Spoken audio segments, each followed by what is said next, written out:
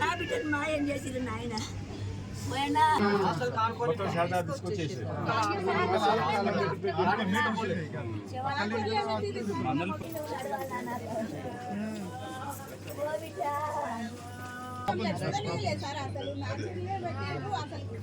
కిటికీలోకి వెళ్ళే చూడని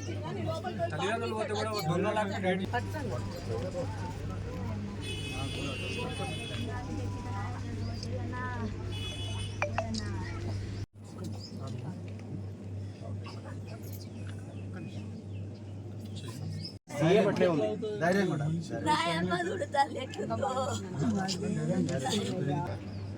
రాత్రి ఎక్కడ తీసుకుపోయారు మళ్ళీ 5 గంటలకు ఎక్కడ నుంచి తీసుకొచ్చారు అది రాయిగా లేదు రాయి ఫస్ట్ మేము పోయినప్పుడు రాయి తర్వాత రాయి పెట్టి శరీరం మీద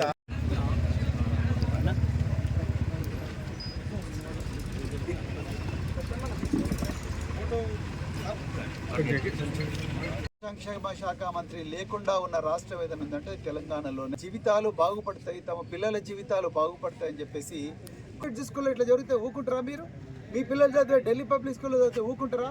లేకపోతే కార్పొరేట్ స్కూళ్ళల్లో మీ పిల్లలు చదువుతున్నారు ఊకుంటారా? ఇలా తల్లిదండ్రులు ఏమంటున్నారు, మా పిల్లలను